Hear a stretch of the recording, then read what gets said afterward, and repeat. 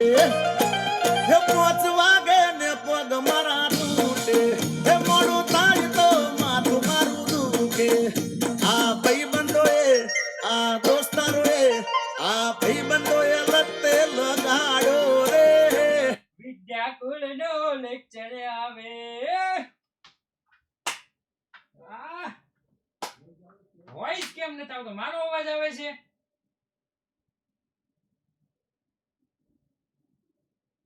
તો ગીતનો અવાજ કેમ નથી આવતો?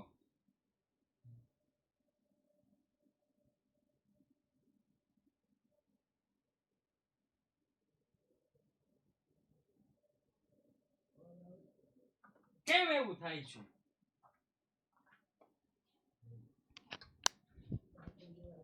મારો અવાજ આવે છે તો ગીતનો કેમ નથી આવતો?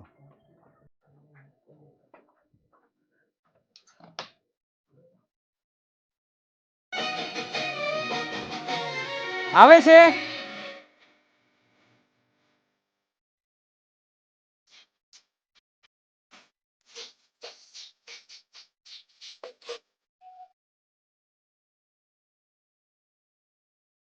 નો હોય.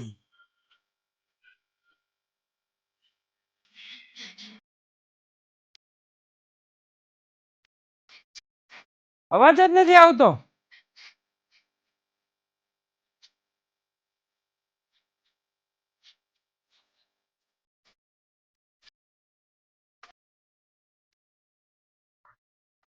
રોજ આવું ને આવું થાય છે. મારે હવે બતાવવું પડશે કે આ ગીતનો અવાજ આમાં કેમ નથી આવતો. કાંઈ નહીં, સારું હાલો, બીજું તો હું જવા દઈએ, માફ કરી દઈએ. ચાલો, તો આજે આપણે જોવાના છીએ એક સરસ મજાનું ચેપ્ટર, અને એ સરસ મજાનું જે ચેપ્ટર છે એની અંદર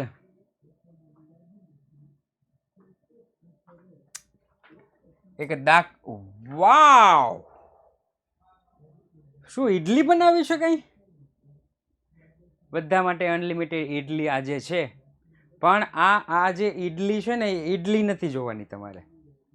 તમારે ઈડલી છે ઈડલી નથી જોવાની. એની અંદર જોવાનું છે કે દાખલા નંબર 12 આજે જોવાનો છે, જે પેજ નંબર 113 ઉપર છે. એની અંદર તમારે જોવાનું છે સાહેબ દાખલા નંબર 13, જે પેજ 113 ઉપર છે. ક્લિયર? આ તમને ખાવા માટે કે બતાવવા માટે હું નથી લાવ્યો. આ તો હું દાખલા ડિસ્ક્રાઇબ શું કરવા કહેવાય એને, એના માટે હું લાવ્યો છું કે આજે આપણે જોવાનું છે દાખલા નંબર 14. ક્લિયર? તમારે મેન ફોકસ આની સાથે કરવાનું છે. આની સાથે તો હું છું, આની સાથે તો હું છું. તમારે મેન ફોકસ અહીંયા કરવાનું છે. રાઈટ? ઓકે, ચાલો જોઈએ. તો કે સાહેબ દાખલા નંબર 12, દાખલા નંબર 12. આ બધાની કોમેન્ટ દેખાય હો મને, સબકી કોમેન્ટ દેખાતી है. ઓકે, ચાલો. વોલ્ટાસ ઇલેક્ટ્રિક લિમિટેડ નવરંગ ટ્રેડર્સ પાસેથી નીચે મુજબની મિલકતોને દેવા ખરીદ્યા. ગઈકાલે આપણે જોયું હતું શિખર ધવન પાસેથી આપણે મશીનરી ખરીદી હતી. શિખર મશીનરી લિમિટેડ પાસેથી આપણે મશીનરી ખરીદી હતી. તો મશીનરી આવે તો ઉધાર તે શિખર મશીનરી લિમિટેડ ખાતે જમા, એવું ગઈકાલે આપણે જોઈ ગયા હતા. આજે બીજે કોઈ પાસે ગયા, વોલ્ટાસ પાસે ગયા. વોલ્ટાસ ઇલેક્ટ્રોનિક લિમિટેડે એટલે કે આ આપણે છીએ. વોલ્ટાસ એટલે આપણે કોની પાસેથી ખરીદ્યું? તો કે સાહેબ નવરંગ ટ્રેડર્સ પાસેથી નીચેની મિલકતો ખરીદી.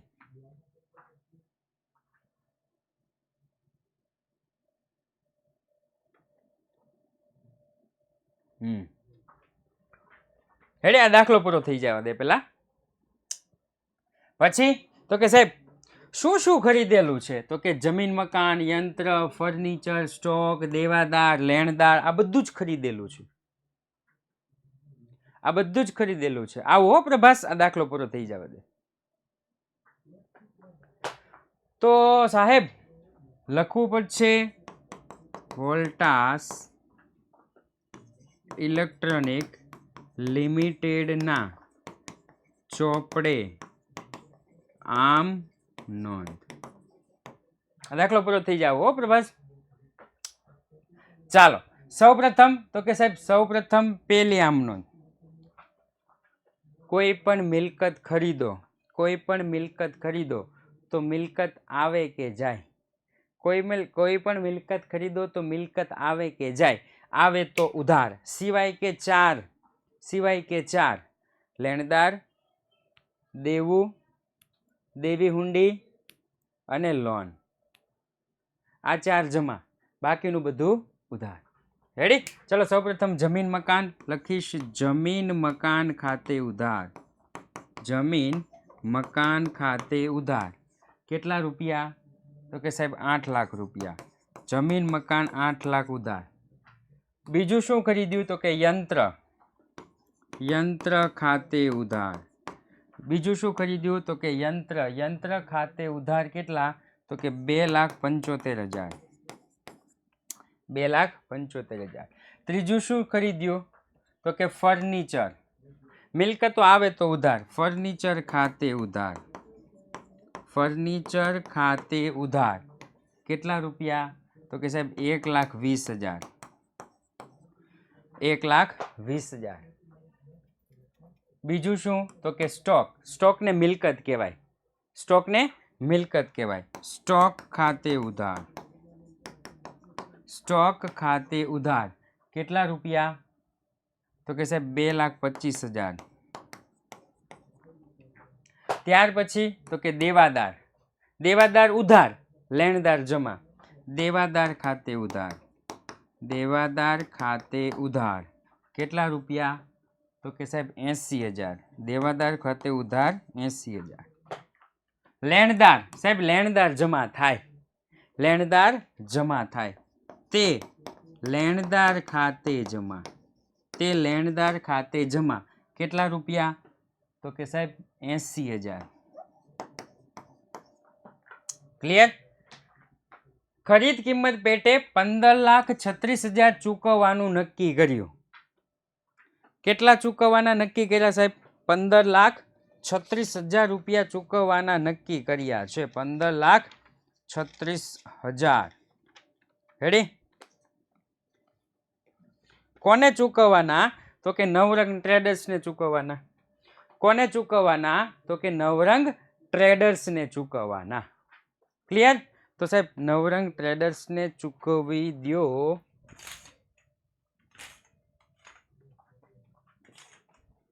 પડદા. ઓકે સાહેબ અહીંયા લખીશ તે નવરંગ ટ્રેડર્સ ખાતે જમા. તે નવરંગ ટ્રેડર્સ ખાતે જમા 15,36,000 ચૂકવીને જ દીધા, હજી ચૂકવવાના છે. ઓકે ચલો ઉધાર જમાનો સરવાળો સરખો થાય છે કે નથી થતો? ઉધાર જમાનો સરવાળો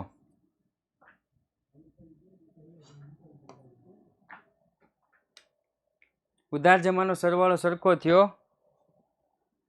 1,16,000 ઘટે. કઈ બાજુ ઘટે? 1,16,000 કઈ બાજુ ઘટે? તો કે સાહેબ ઉધાર બાજુ. ઉધાર બાજુ 1,16,000 ઘટે. રેડી? યસ 1,16,000 ઘટે તો સાહેબ આને કહેવાય ધંધાની પાઘડી. પાઘડી ખાતે ઉધાર. 1,16,000 ધંધામાં ઘટે એને શું કહેવાય? પાઘડી. અને ગઈકાલે જે ભૂલથી બોલાઈ ગયું હતું કે મૂડી અનામત, એ મૂડી અનામત આ દાખલામાં આવશે કે મિલકતોની સામે જો કોઈ પણ ધંધો ખરીદે, જો જમા બાજુ રકમ ઘટે તો એને કહેવાય મૂડી અનામત. તે મૂડી અનામત ખાતે જમા. જમા બાજુ ઘટે તો, અને ઉધાર બાજુ ઘટે તો એને કહેવાય પાઘડી. રાઈટ? માની લો કે કોઈ ધંધો છે, એ ધંધોની કિંમત 20 લાખ છે. એ ધંધાની કિંમત કેટલી? 20 લાખ. પણ આપણે 21 લાખ ચૂકવવાના થયા. આપણે કેટલા ચૂકવવાના છે? 21 લાખ. 1 લાખ આપણે વધારે ચૂકવ્યા ને એને શું કહેવાય? ધંધાની પાઘડી. એવી જ રીતના આપણે બધું જ ખરીદ્યું, એની સામે આપણે 80,000 અને 15,36,000 ચૂકવવાના થયા. વેપારીને ચૂકવવાના જ થાય ને. Okay, yes.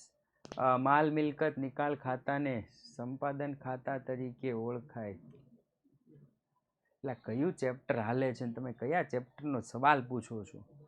એટલે તમારે એ જાણવું છે કે આપ સૌની આ ચેપ્ટરનો સવાલ પૂછે એનો કોઈ વાંધો નહીં, અથવા તો મને વોટ્સઅપમાં કીધું મેં કીધું કે લાઈવ ક્લાસમાં હું તમને જવાબ દઈશ, એ વાંધો નહીં. કેમ એમ કરો છો? આ પૂરો તો થવા દો મારા ભાઈ. ચલો, થઈ ગયું. પછી સાહેબ આટલા ચૂકવવાના નક્કી કર્યા. હવે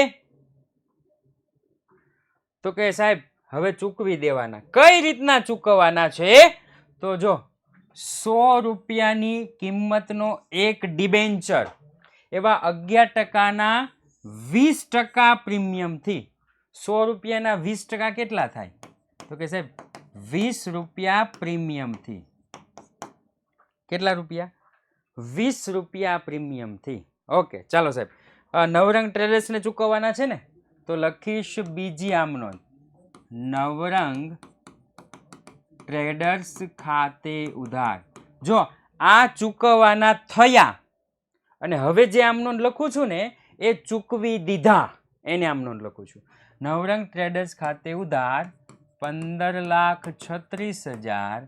તે સાહેબ શું ચૂકવવાનું છે?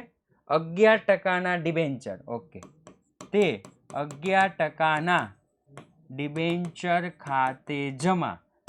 તે સાહેબ જામીનગીરી પ્રીમિયમ છે.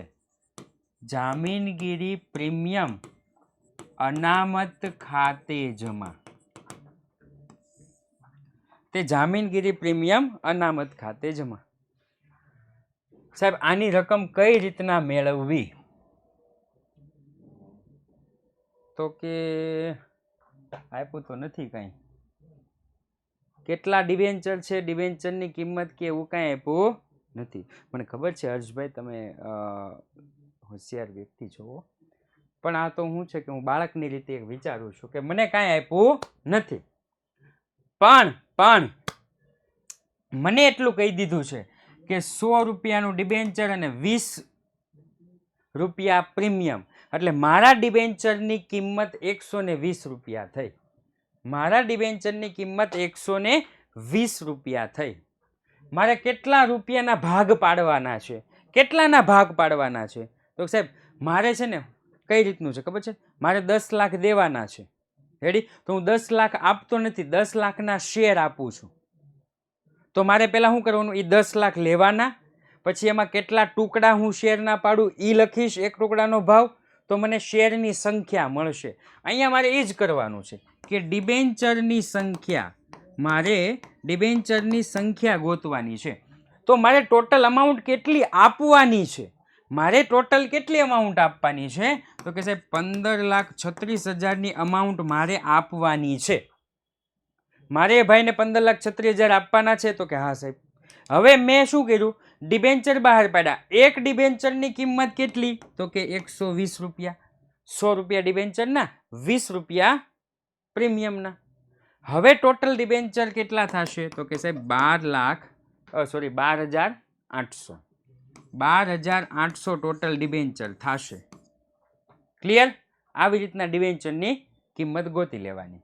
ચાલો સાહેબ, હવે મને ખબર પડી કે 12,800 ગુણ્યા 100 અને 12,800 ગુણ્યા 20. 12,800 એટલે 12,80,000.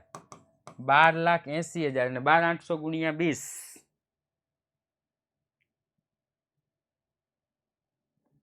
2,56,000. 2,56,000. ક્લિયર? ઓકે, ચાલો ત્યાર પછી કરી દેવાનું ટોટલ.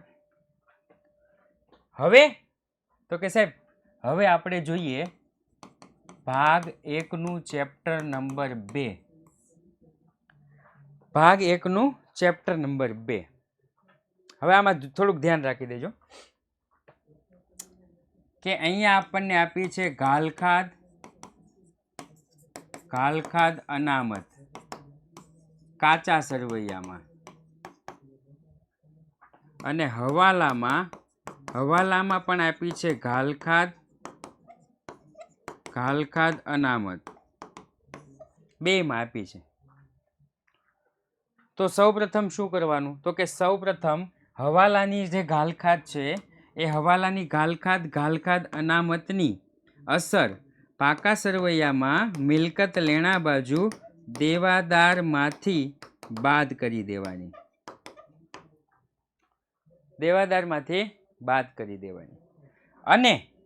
અને બીજી અસર તો કે નફા નુકસાન ખાતાની ઉધાર બાજુ ઘાલખાદનું કોષ્ટક છે એ કોષ્ટકની અંદર લખી નાખવાનું, જો આપી હોય તો.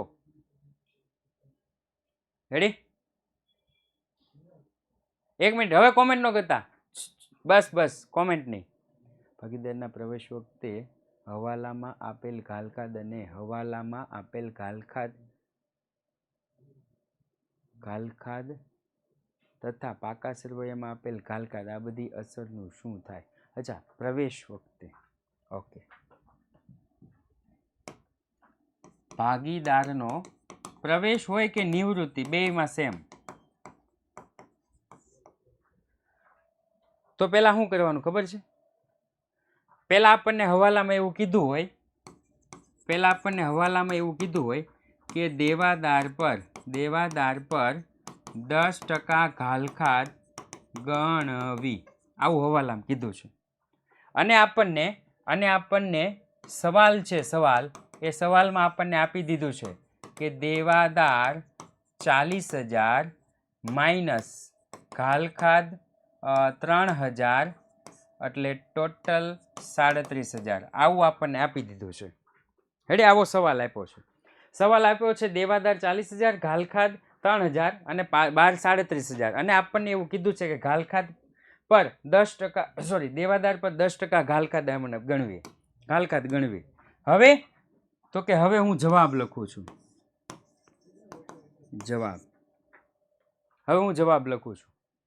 સૌપ્રથમ શું કરીશ? તો કે સૌપ્રથમ દેવાદાર છે એટલા લખી નાખીશ. દેવાદારો કેટલા? તો કે 40,000. જૂની ઘાલખાદ ભૂલી જાશ. હું પેલા ભૂલી જાશ. પેલા હું હવાલો જોઈશ. કેટલા ટકા કીધી છે? તો કે સાહેબ 10%. ઓકે, હાલો. માઇનસ ઘાલખાદ 10% એટલે 4,000 થયા. કેટલા? તો કે 36,000 થઈ ગયું. એક અસર.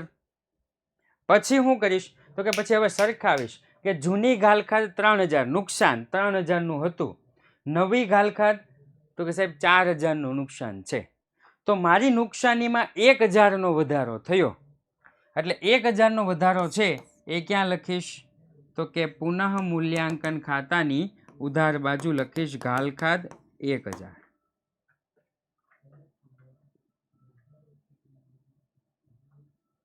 Okay, very good રીફા.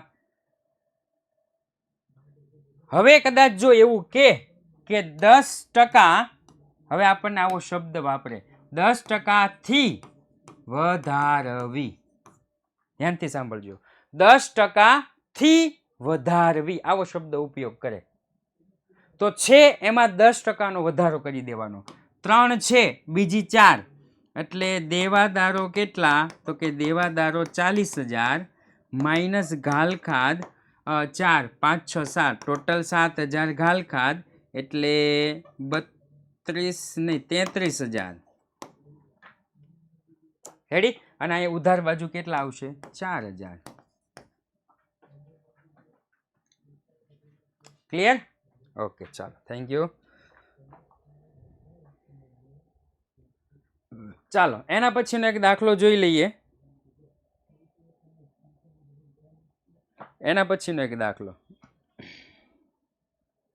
ત્યાં સુધીમાં પોલ તમે જોઈ લેજો.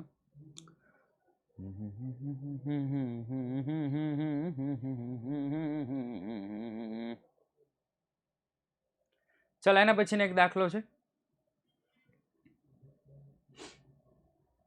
એક કંપની તારીખ 1 એપ્રિલ 2017 ના રોજ બહાર પાડેલા 21 લાખના 10.5% ડિબેન્ચર કે કંપનીએ તારીખ 10 ઓગસ્ટ 2017 રોજ 5,50,000 બેંક લોન લીધી. આ તો રોકડ અવેજ સિવાય થઈ ગયું. રોકડ અવેજ સિવાય થઈ ગયું. રેડી? શું કીધું છે કે કંપનીએ 1 એપ્રિલ 2017 રોજ બહાર પાડેલા 21,10.5% ડિબેન્ચર છે. બહાર પાડ્યા. સાહેબ ડિબેન્ચર બહાર પાડો ને એની સામે તમારે કંઈક અવેજ મૂકવી પડે. મતલબમાં કંઈક ગીરવે મૂકવું પડે. રેડી? તો ગીરવે શું મૂક્યું? તો ડિબેન્ચર ગીરવે મૂક્યા, એની સામે લીધું શું? 5,50,000 બેંક લોન લીધી, જેની સામે કંપની આનુષંગિક જામીનગીરી તરીકે નવા 5,10.5% ડિબેન્ચર આપ્યા. 21 લાખના ડિબેન્ચર બહાર પાડ્યા હતા. 5,50,000 લોન લેવાની હતી. એ જે નવી લોન લેવાની હતી ને એની સામે બીજા ડિબેન્ચર બહાર પાડી દીધા. 5,50,000 લોન લેવાની હતી અને બીજા નવા ડિબેન્ચર કેટલા? 5 લાખના બહાર પાડ્યા. નીચે દર્શાવેલ પદ્ધતિ મુજબ ઉપરના વ્યવહારોને લગતી કંપનીના ચોપડે જરૂરી આમનોંધ પસાર કરો. રેડી? ચાલો સૌપ્રથમ પેલું, કંપનીના ચોપડામાં કરવામાં નોંધ કંપનીના ચોપડે કરવામાં આવે ત્યારે આનુષંગિક જામીનગીરી તરીકે બહાર પાડેલા ડિબેન્ચરની નોંધ કંપનીના ચોપડે કરવામાં આવતી નથી. પરંતુ આપણને જો એવું કે નોંધ કરવામાં આવે ત્યારે કઈ કન્ડિશન લાગુ પડે? જો નોંધ કરવામાં આવે તો રાઈટ. ચાલો સૌપ્રથમ પહેલી કન્ડિશન,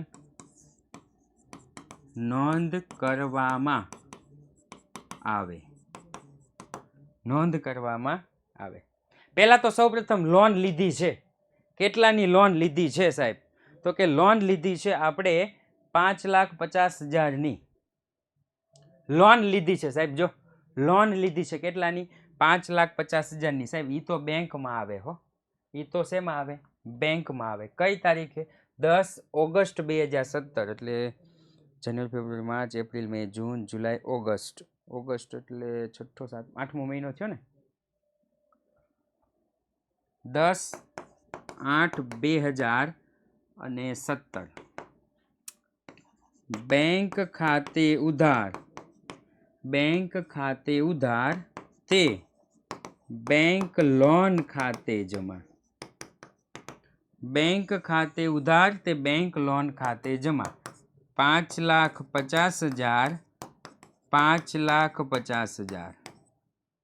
ચાલો સાહેબ. એના પછી હું કીધું છે કે જેની સામે કંપનીએ આનુષંગિક જામીનગીરી તરીકે ડિબેન્ચર બહાર પાડેલા છે. અને આનુષંગિક જામીનગીરી તરીકે ડિબેન્ચર બહાર પાડો. આનુષંગિક જામીનગીરી તરીકે ડિબેન્ચર બહાર પાડો તો એને ક્યાં લખવાના? તો કે એને લખવાના ડિબેન્ચર ઉપલક ખાતે. સાહેબ ઉપલક ખાતું ક્યાંથી આવ્યું? તો કે આનુષંગિક જામીનગીરી તરીકે બહાર પાડ્યા છે ને એટલે. ડિબેન્ચર ઉપલક ખાતે ઉધાર. ડિબેન્ચર ઉપલક ખાતે ઉધાર તે કેટલા ટકાના છે? 10.5. 10.5% ડિબેન્ચર ખાતે જમા. કેટલા ડિબેન્ચર છે? તો કે સાહેબ 5 લાખના ડિબેન્ચર છે. 5 લાખના ડિબેન્ચર છે. ક્લિયર? 5 લાખના ડિબેન્ચર છે. 5 લાખના ડિબેન્ચર છે. હવે તો કે હવે સાહેબ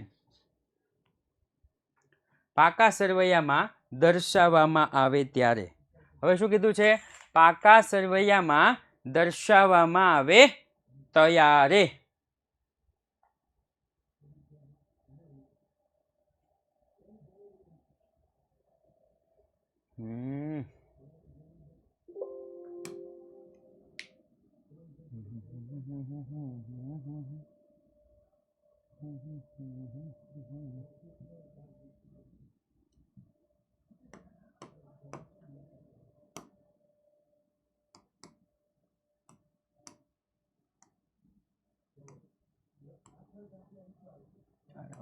આ કાઢી નાખ્યું.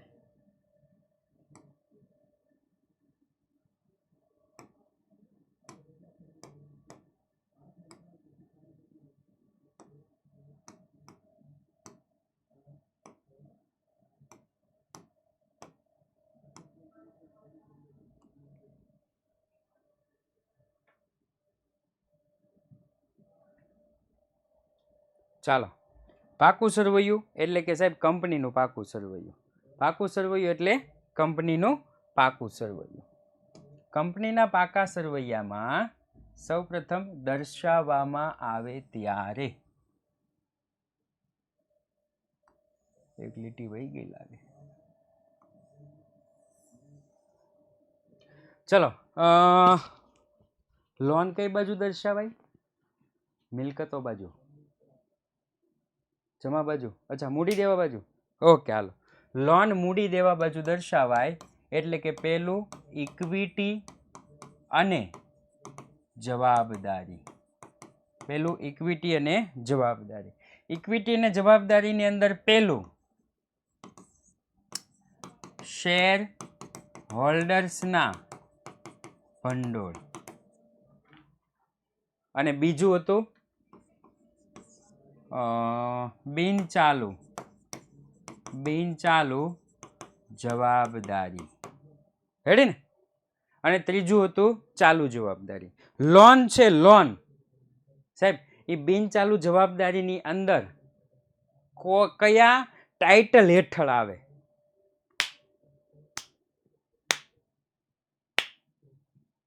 બિનચાલુ જવાબદારીની અંદર 3 ટાઇટલ. એ લોન કયા ટાઇટલ નીચે આવે? તો કે સાહેબ લાંબા ગાળાના ઉછીના નાણાં. કયા ટાઇટલ હેઠળ? લાંબા ગાળાના ઉછીના નાણાં. રેડી ને? યસ. એની અંદર સાહેબ પહેલું જ હતું, એની અંદર પહેલું જ લાંબા ગાળાના ઉછીના નાણાં. સાહેબ આ લાંબા ગાળાના જે ઉછીના નાણાં છે એની અંદર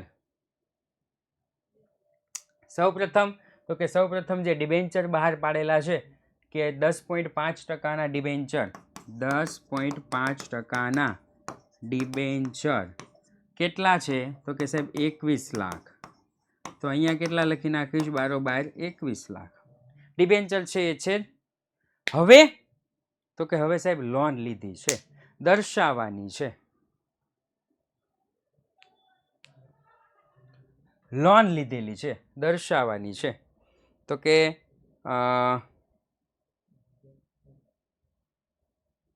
કહા ગયા?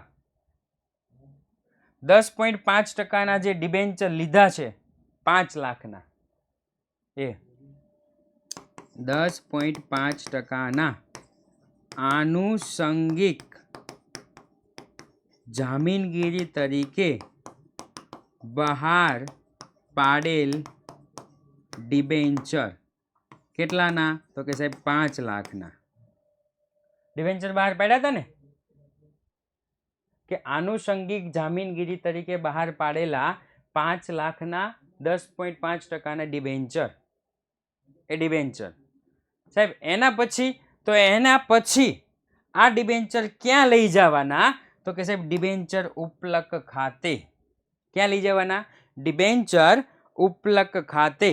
તો ઉપલક ખાતું શું કરી દેવાનું સાહેબ? એમાંથી બાદ કરી દેવાનું, માઇનસ ડિબેન્ચર ઉપલક ખાતે કેટલા? તો કે સાહેબ 5 લાખ.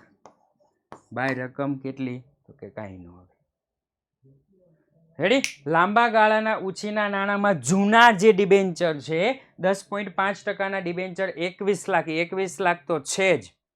બીજા સાહેબ કયા નવા બહાર પાડ્યા?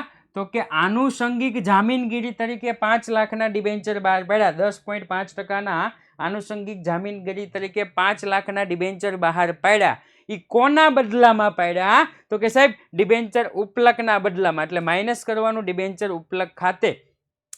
ઇનડાયરેક્ટલી જોવા જઈએ તો બહાર જે રકમ હોય ને એ ગણાય. બહાર જે રકમ હોય એ ગણાય. તો નોંધ કરો છતાં પણ નવા જે ડિબેન્ચર છે, નવા ડિબેન્ચર કયા? આનુષંગિક જામીનગીરી તરીકે બહાર પાડેલા ડિબેન્ચર અંદર નોંધ થશે, બારોબાર નોંધ થશે નહીં. ઓકે?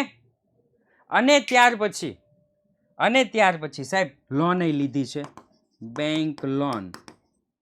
કોની સામે લીધી છે? તો કે આયરું 5 લાખના આનુષંગિક જામીનગીરી તરીકે બહાર પાડેલ ડિબેન્ચર સામે લીધી છે. કેટલાની? તો કે સાહેબ 5,50,000ની. રેડી? ફરી વખત સમજાવું છું. જૂના 21 લાખના ડિબેન્ચર હતા એ તો છે જ. જૂના 21 લાખના ડિબેન્ચર હતા એ તો છે જ, એને બતાવોમાં. અત્યારે શું કર્યું છે? 10 ઓગસ્ટ 2017 રોજ 5,50,000ની બેંક લોન લીધી. બેંક લોન લ્યો તો બેંકમાં આવે તો ઉધાર. બેંક ખાતે ઉધાર 5,50,000, તે બેંક લોન ખાતે જમા 5,50,000. આગળ વાંચું છું. જેની સામે લોન લીધી ને સાહેબ, તમે બેંકમાંથી લોન લીધી, એની સામે તમે ગીરવે શું મૂક્યું? તો કે સાહેબ ડિબેન્ચર. આનુષંગિક જામીનગીરી તરીકે બહાર 5 લાખના 10.5%ના ડિબેન્ચર મૂક્યા. રેડી? એટલે સાહેબ ડિબેન્ચર ગીરવે મૂકો તો ડિબેન્ચર જાય, બેંક પાસે જાય. ડિબેન્ચર જાય તો જમા 10.5%ના ડિબેન્ચર. શેની સામે? તો કે સાહેબ એને લખવાનું ડિબેન્ચર ઉપલક ખાતે.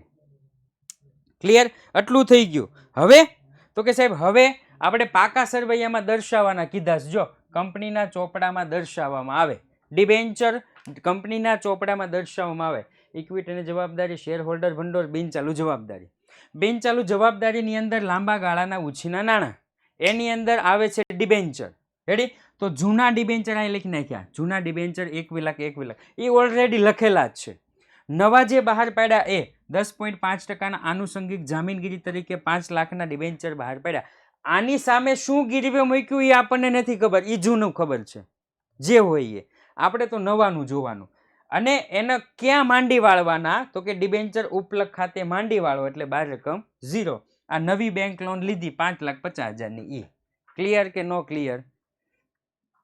હવે સાહેબ તો કે હવે બીજી કન્ડિશન આપી છે કે બેંક લોન અંગે વિગત 31 માર્ચ 2000. બીજી કન્ડિશન નથી આપી?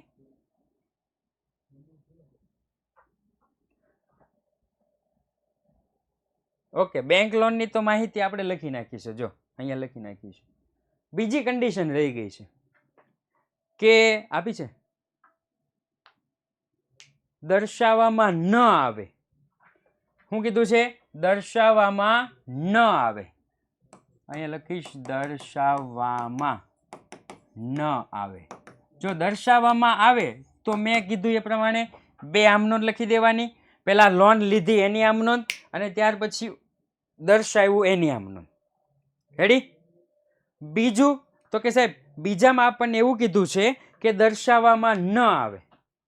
દર્શાવવામાં ન આવે તો સાહેબ બેંક લોન તો લીધી જ છે ને, એ આમનોંધ બેઠી 10/8/2017.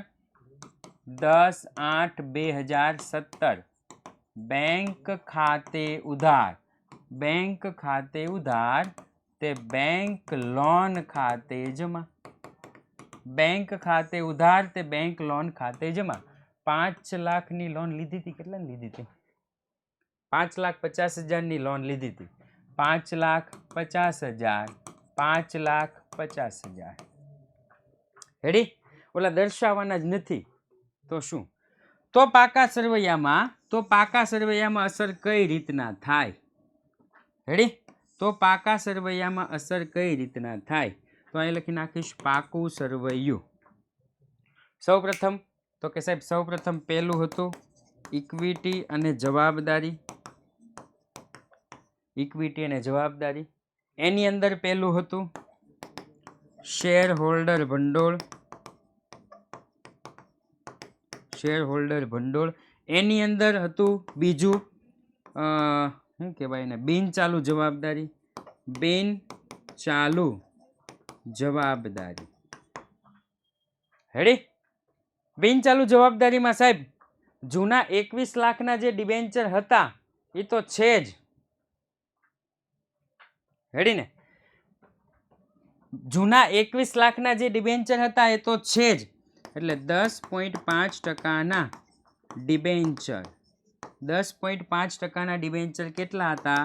તો કે સાહેબ 21 લાખ તો છે જ. બીજા નવા કેટલા ખરીદ્યા? તો કે સાહેબ ઈ તો દર્શાવવાની ના પાડી. તો એ 5 લાખના ડિબેન્ચર આમાં દર્શાવવાના નહીં. સાહેબ લોન લીધી છે એ તો દર્શાવવી પડે ને? તો કે હા. તો લખી નાખવાનું બેંક લોન કે 5 લાખ આનુષંગિક જામીનગીરી તરીકે બહાર પાડેલા ડિબેન્ચર. કેટલાની છે લોન? તો કે સાહેબ 5,50,000ની.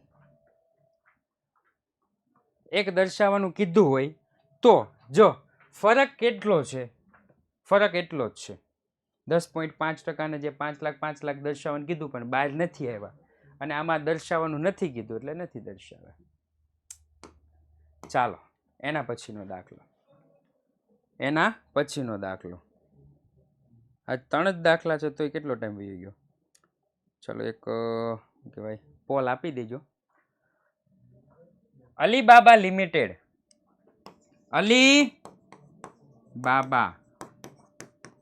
લિમિટેડના ચોપડે આમ નોંધ. અલીબાબા લિમિટેડના ચોપડે આમ નોંધ.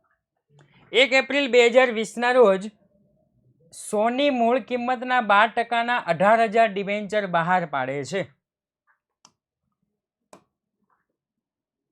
30 સપ્ટેમ્બર અને 31 માર્ચના રોજ વ્યાજ ચૂકવવાનું છે. 30 સપ્ટેમ્બર અને 31 માર્ચના રોજ શું ચૂકવવાનું છે? તો કે સાહેબ વ્યાજ ચૂકવવાનું છે. આ 30 સપ્ટેમ્બર એટલે કયો મહિનો થાય? સપ્ટેમ્બર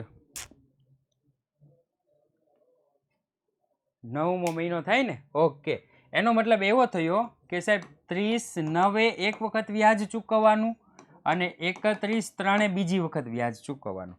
મતલબમાં 6 મહિને વ્યાજ ચૂકવવાના થયા. રેડી? ડિબેન્ચર બહાર પાડો તો 6 મહિને વ્યાજ ચૂકવવાના થયા. 31 માર્ચ 2021ના રોજ પૂરા થતા વર્ષ માટે ઉપરના વ્યવહારો અંગે આમ નોંધ પસાર કરો. આવકવેરાનો દર 20% છે. સાહેબ આવકવેરાનો દર કેટલો? 20%.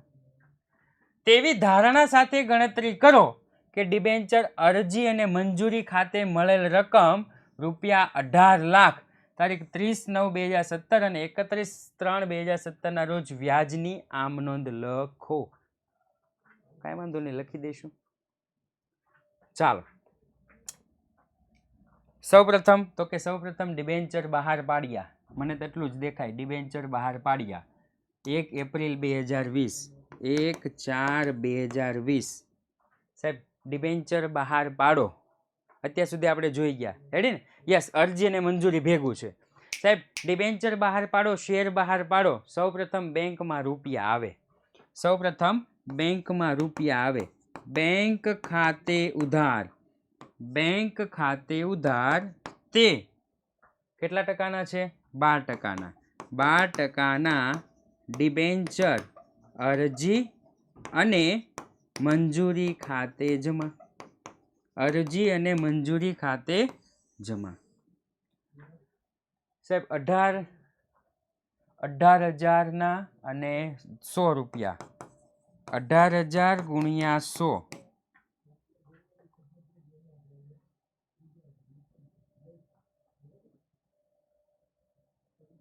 કેટલા થયા? તો કે સાહેબ 18 લાખ. 18 લાખ અને 18 લાખ. રેડી? 18 લાખ અને 18 લાખ. સાહેબ એના પછી ડિબેન્ચર જેટલી અરજી અને મંજૂરી ઉધાર છે એટલી જમા છે એટલી ઉધાર કરી દેવાની. 1/4/2020 12%ના ડિબેન્ચર અરજી અને મંજૂરી ખાતે ઉધાર. કેટલા? તો કે સાહેબ 18 લાખ તે 12%ના ડિબેન્ચર ખાતે જમા.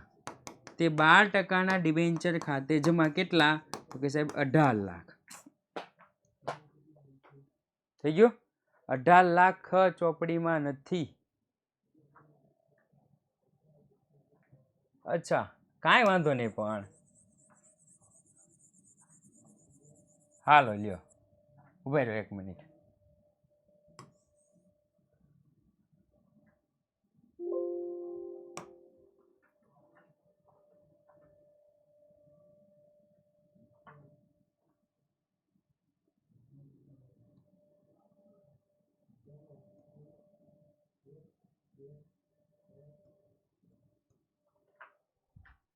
નો હોય તો કાંઈ નહીં, એમાં શું થઈ ગયું?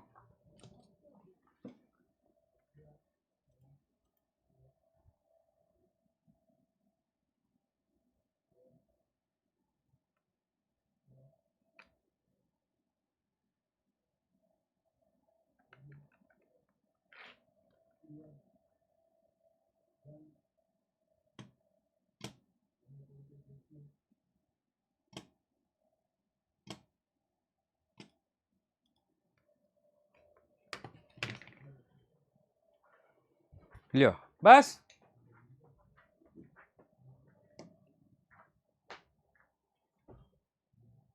ન હોય તો કાંઈ નહીં, એ ક્યાં આમ થયું? આપણે જોયું છે. અલીબાબા લિમિટેડ 1 એપ્રિલ 2020 ના રોજ 1 એપ્રિલ 2020 ના રોજ સોની મૂળ કિંમતના 12% 18,000 ડિબેન્ચર બહાર પાડ્યા, જેની 30 સપ્ટેમ્બર અને 31 માર્ચના રોજ વ્યાજ ચૂકવવાનું છે. તોય આવ્યું કે 18,000 ગુણ્યા 100. મેં તો એ જ જોયું, તો મેં તો આ તો જોયું જ નહોતું, 18 લાખ વાળો. ક્લિયર? બે આમ નોંધ થઈ ગઈ સાહેબ. હવે તો કે હવે આપણને એવું કીધું છે કે 30/9 ના રોજ વ્યાજ ચૂકવવાનું છે. 30/9 ના રોજ વ્યાજ ચૂકવવાનું છે. ડિબેન્ચર ઉપર તમે વ્યાજ ચૂકવો, અહીંયા હું લખી નાખીશ તારીખ 30/9/2020.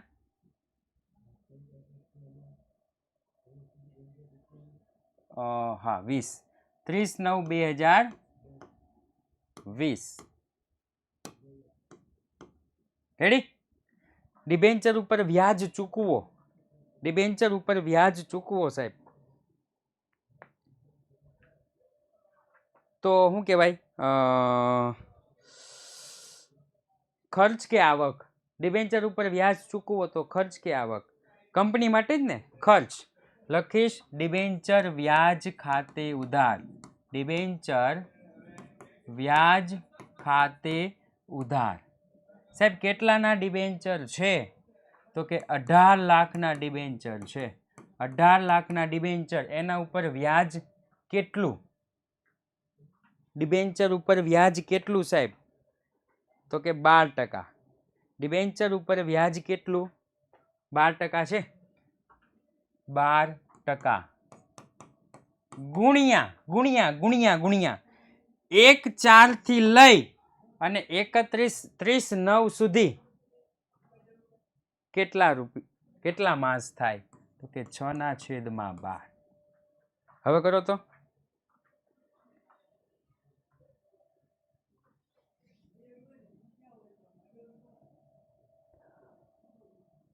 રેડી?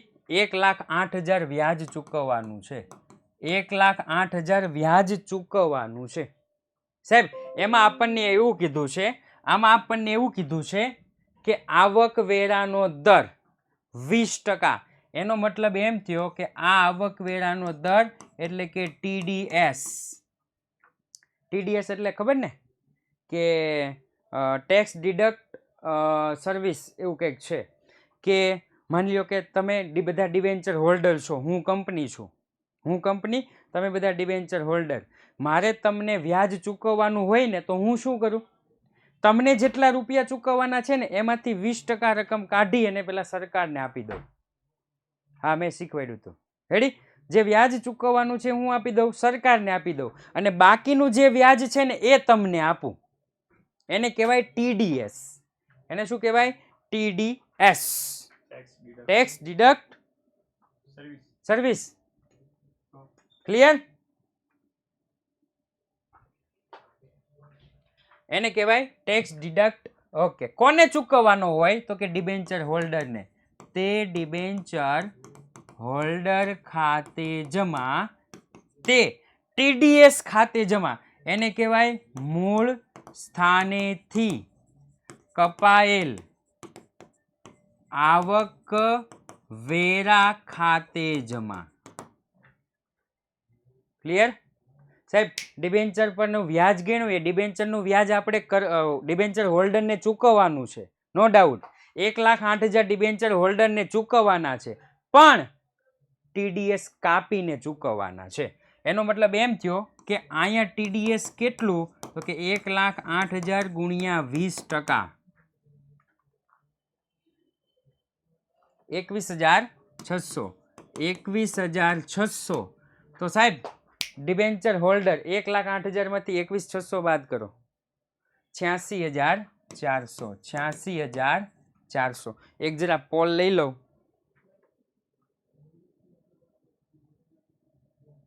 એટલે 3 પોલ પૂરા થઈ જાય.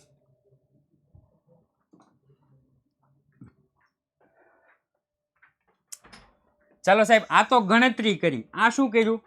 ગણતરી. હવે ચૂકવવાનો. ક્યારે ચૂકવવાનો? તો કે 30/9/2020.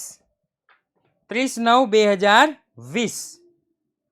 રેડી સાહેબ? ચૂકવો તો બેંકમાં આવે કે કંપનીની બેંકમાં આવે કે કંપનીની બેંકમાંથી જાય? ચૂકવો તો કંપનીની બેંકમાં આવે કે જાય? જાય તો જમા. તો અહીંયા તે બેંક ખાતે જમા, તે બેંક ખાતે જમા. રેડી? કોને કોને ચૂકવવાનો છે? તો કે સાહેબ ડિબેન્ચર હોલ્ડર ને આને. આ કોને જાય ખબર છે? આ સરકારને જાય. આ કોને જાય? સરકારને. લખતા નહીં હો, સરકાર એવું લખતા નહીં, ખાલી તમને કહું છું કે ડિબેન્ચર હોલ્ડર ખાતે ઉધાર કેટલા? તો કે સાહેબ 86,400. બીજું, મૂળ સ્થાનેથી કપાયેલ આવકવેરા ખાતે ઉધાર કેટલા રૂપિયા? તો કે સાહેબ 21,600. ટોટલ થયા કેટલા? તો કે 1,08,000. ક્લિયર? ખબર પડી કે ન પડી ભાઈ? માલુમ પડા કે નહીં પડા? એકદમ સિમ્પલ છે, એકદમ સિમ્પલ છે કે પેલા વ્યાજ ગણી લેવાનું, પછી આ. હવે સેમ ટુ સેમ વ્યાજ, સેમ ટુ સેમ, કોઈ ફરક નહીં. કઈ તારીખે? તો કે સાહેબ 31/3/2021. 31/3/2021. સેમ ટુ સેમ હો, કોઈ ફરક નહીં. સીધું કોપી પેસ્ટ. ડિબેન્ચર વ્યાજ ખાતે ઉધાર, ડિબેન્ચર વ્યાજ ખાતે ઉધાર 1,08,000. 6 મહિને કીધું છે એટલે મેં 6 મહિને કરી નાખ્યું. તે ડિબેન્ચર હોલ્ડર ખાતે જમા, તે મૂળ સ્થાનેથી કપાયેલ આવકવેરા ખાતે જમા. કેટલા રૂપિયા? તો કે સાહેબ 86,400 અને 21,600. આ ગણતરી કરી. હવે ચૂકવવાના. ચૂકવો તો કેમાં? તો કે બેંકમાં. 31/3/2021. ડિબેન્ચર હોલ્ડર ખાતે ઉધાર, ડિબેન્ચર હોલ્ડર ખાતે ઉધાર, મૂળ સ્થાનેથી કપાયેલ આવકવેરા ખાતે ઉધાર 86,400, 21,600, 1,08,000. કયા? તો કે સાહેબ તે બેંક ખાતે જમા. રેડી? તે બેંક ખાતે જમા. અને આ જે ડિબેન્ચર વ્યાજ બંને ભેગું થયું છે, આ જે ડિબેન્ચર વ્યાજ બંને ભેગું થયું છે, ધ્યાનથી સાંભળજો. એ કયા ખાતે લઈ જવાનું હોય? તો એક છેલ્લી આમનોંધ અહીંયા લખું છું. છેલ્લી આમનોંધ.